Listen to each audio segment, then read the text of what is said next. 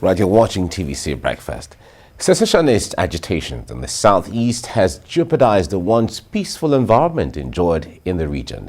The arrest and detention of self-acclaimed leader of the Indigenous people of Biafra, Nnamdi Kanu, has led to a face-off between the federal government and IPOB. And this has resulted in mounting tension in the region with killings and attacks on facilities and people believed to be against the actualization agenda of the group. The deteriorating security situation, especially in Anambra state, has created an air of uncertainty with the upcoming governorship election scheduled to hold on November the 6th. That's the foundation of what we're discussing this morning. Now, with me in the studio is the Executive Director, Young Igbo Empowerment Foundation, Bright Eziocha. It's nice to have you join me, Bright. Thank you. Good morning. It's quite a while now. Nigeria trouble every day. Well, the point there is life is generally, everyone will see it from different perspectives. But talk to us generally. In the East, before now, you could travel from, whether from Umoji in Anambra State to Afipo in Ebonyi State, or from Itumbozo in Abia State to Mbise in Imo State. Any time of the day you could have traveled, but that has changed right now, where anywhere you're going within the East, you have to be very cautious. How worried are you regarding the security situation in the East? Every normal human being, especially anybody that care for the Southeast, should be worried over what is happening in the Southeast right now. But be that as it may, I think what we actually need now in this country is to restructure. We need to restructure Nigeria so that people can be able to determine their future to a larger extent. In this conscript that we conscripted ourselves into a one state that is not working, I myself am against it. I think we need to restructure Nigeria so that people can develop at their own pace. And also, when we talk about restructuring Nigeria, we're also talking about people being able to determine their own security. Unfortunately, before now, long before now, people from the Southeast have been shouting of marginalization, crying of marginalization, but nobody seems to be listening to them. Our young men are being maltreated every here and there.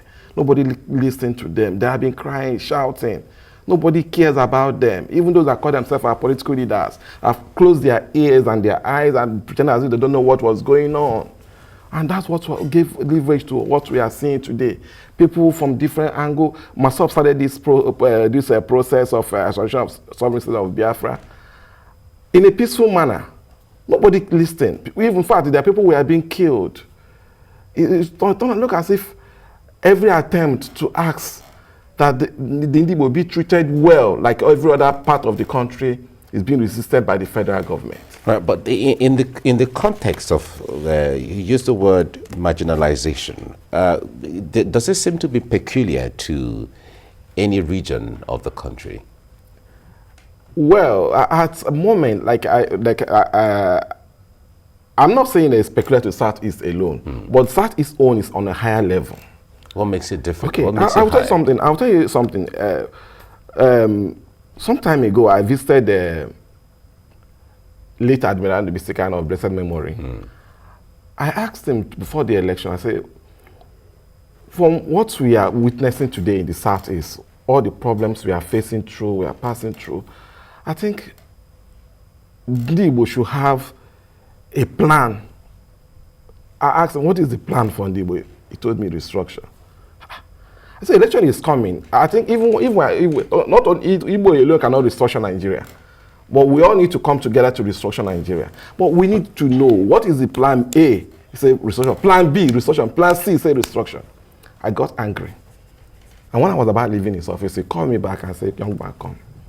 He asked me to sit down. I sat down. He told me that the way Nigeria is structured today, that if somebody picked me today as an Igbo man as a president, the best I can do is to be able to probably tar the road that lead to my village, bring light there, which will be just temporary. The moment I leave that place, everything will collapse.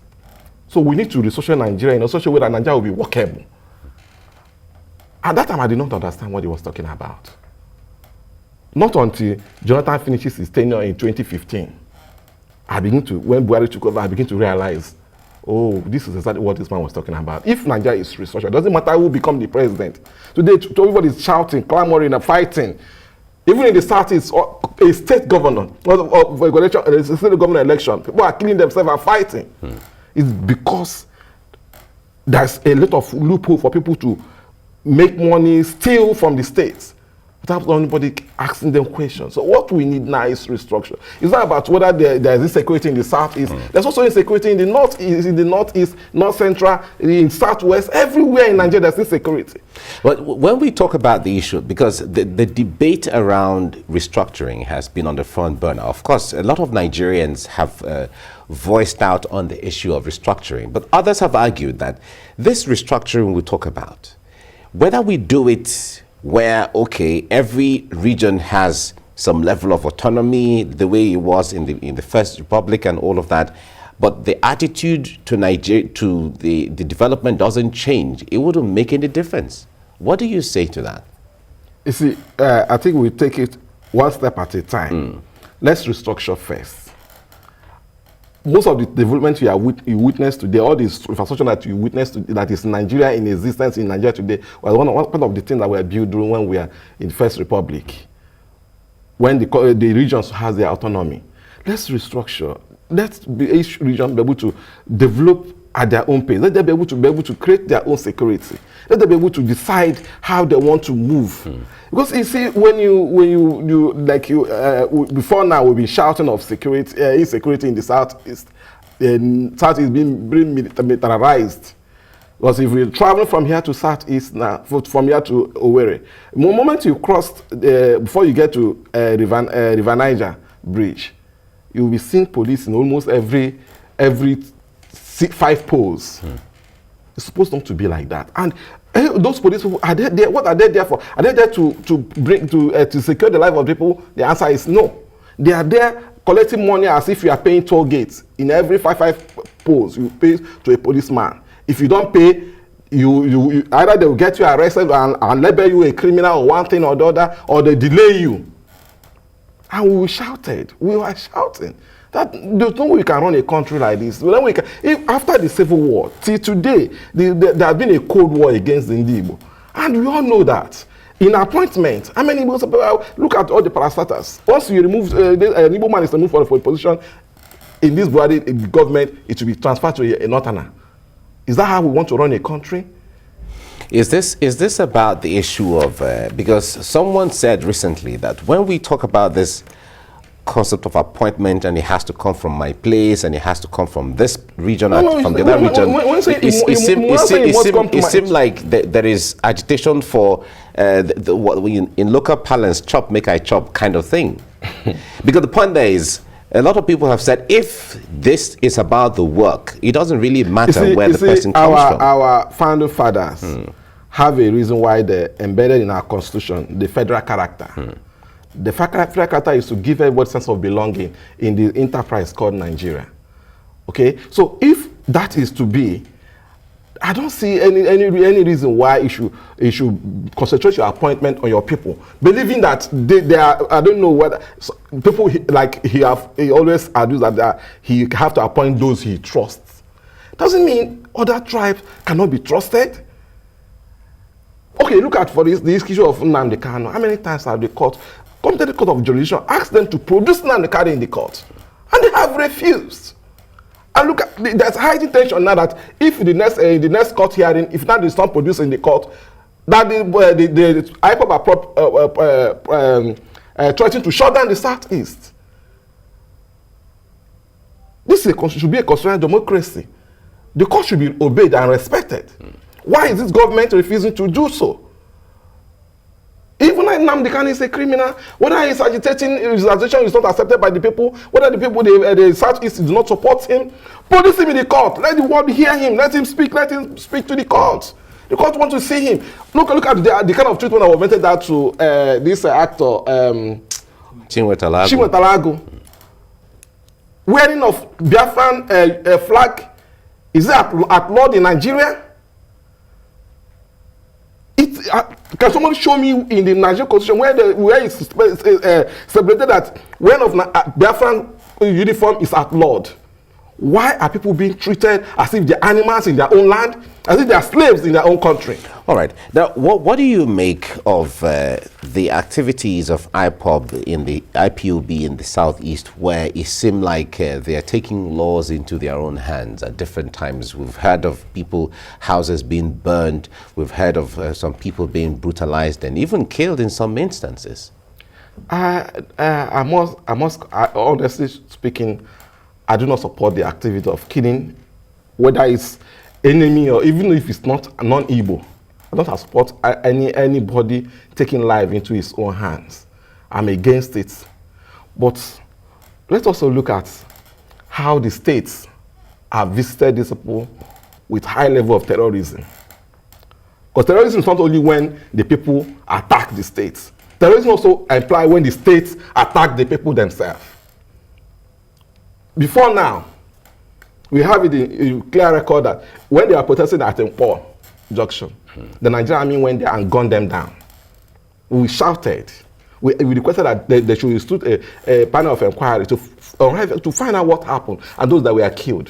Nobody listens to us. When they went to pray somewhere in Aba, they were rounded up and killed. We shouted. Nobody listened. When they were having their prayer in Umaya, the same thing happened. We shouted, nobody listened. They are human beings. There's a level you can push a human being, he will react. So what they are doing today is in reaction to the terrorism, the highest level of terrorism that the state has visited on them. I'm not in support of them taking the laws into their hand. I'm not in support of them trying to take a revenge against the state. But what I'm saying is this. It's high time we call these people down up and sit down with them and discuss, dialogue with them. It's high time we dialogue, we ask questions. We look to the past. If we need to say sorry to them, we say sorry to them. But when someone people agitate, when you interact with them, in fact, what they are saying is that our situation in Nigeria is terrible. We need a change. That is simple language they are saying. All right. Nobody wants to secede from Nigeria. Even those that are leading that process, they do not believe in dividing Nigeria. But if you are at the point, if you look at the situation we find ourselves in Nigeria today, if the going away from Nigeria will be the best, so be it. So that's what all of them are saying. Well, we need a Nigeria that will have a sense of belonging, a Nigeria that will rise to their highest position without anybody telling them that you are from the southeast. Yeah, that was tried sometime that led to a civil war, and even the man, the icon who started that, who was the initiator of that, Odomego Ojukwu, at the time after the civil war, was saying that, well, since it wasn't achieved at that time, there was no need going back into all of those. Those were interviews that he conducted. But let's talk about the issue of the roles of leaders in the Southeast, especially governors and all of that. When there is this feeling of dissatisfaction and so on, how are the youths holding their immediate leaders accountable? You hold a man that is visible. The man that is reachable, you hold him accountable. How do you mean by visible or reachable? These those who we call governors are not reachable. The people don't know them. They are just there, deceiving themselves when they say governors of the Southeast. How many Southeast? But they were elected. How many Southeast? You see, we all know. Elected by the people in the Southeast. We all know the election process in Nigeria. The Southeast are not allowed to choose those to govern them. Do you understand me? They are not being allowed to choose those that will govern them. We all know that. But what we are saying, at the moment you become a governor, one would expect that you listen to your people. Honestly speaking, every day I listen to Akeredolu interview, governor of Ondo State. I cannot but fall in love with him. I feel that maybe I should migrate to Ondo and be an Ondo citizen. That's what a governor should be. A governor that will listen to his people, will put before whoever is in government the interest of his people. Look at when the issue of Igbo came up, how he stood his ground. But when the issue of IPOB came up, it was that his governor that first prescribed the Southeast, the IPOB.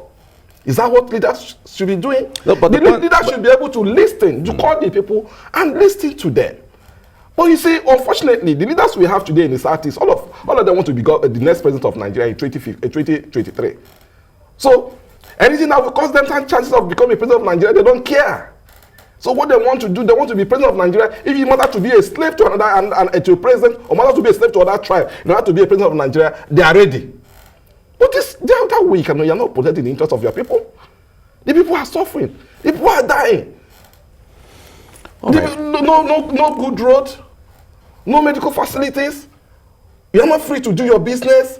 You are being killed. Even an invading herders come to the east and kill people at will and get away with it.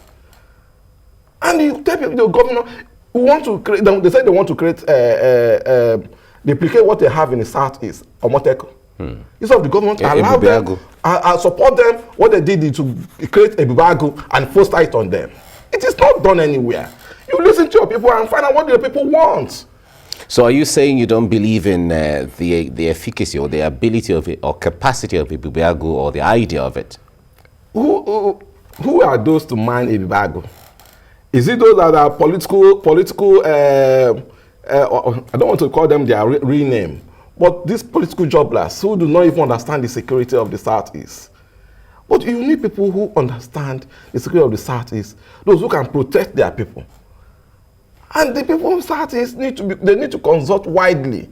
Not by few people will come together, invite the IG, lock themselves inside the room and came up and give us a Bibago.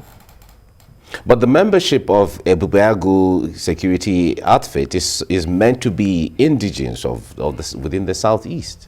So are you saying that people from within the Southeast don't know their terrains and so on? You see, my brother, I must tell you this. You must understand how these things work in the Southeast. If we elect a man that is selected by the people, he will carry the people along. But those we have now are not carrying the people along. So if you ask them, the value they are creating now, they are creating for their political thoughts. They will not say, oh, you go to your local government, get me 5 people, my members, your members. Are those people that they are not seeing it as a security work. They are seeing it as a way, an avenue to collect their own pay for the service they render to the governors. That is it. If you want to create a security outfit like Omoteko, you look at the process that Omoteko spring up from. Little or no contribution from those that call themselves political. The people that are aggrieved are people that came together and said, we have to stop this thing that is going on in our state, in our region. And they came up and they dialogue with the governors dialogue with them, and they came together and put up Omoteko. The governors did not meet in a closed door room and then foster Omoteko on the people. So that's how things should be done. The governor of Southeast must learn to carry the people of the Southeast along in everything they are doing. They must also learn to listen to them, to hear them out. Because when people are saying that we are tired of what is going on in the country, we are tired, no appointment, nothing, if you need to go to Southeast, you need to go to Southeast and see what is going on there. The Southeast is like a war zone. Like a war zone. In my own local government, in my own community, we contributed money to bring to, in the 21st century, we are just putting light in my community through community effort. I contributed nothing less than 500. We almost 100 people that are contributing money in order to bring light to our community in the 21st century. And up to as I'm talking to you, in my community, no electricity we have not even seen a bulb in our community except by individual effort. All right. No, well, we'll keep this conversation going regarding this and how to ensure that there is peace and tranquility and calmness in the Southeast. Bright Ezeocha, thank you so much for coming on the program. Thank you, my brother. Thank you. But I think they need to listen to those people.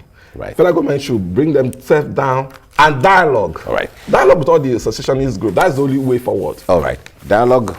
Thank you.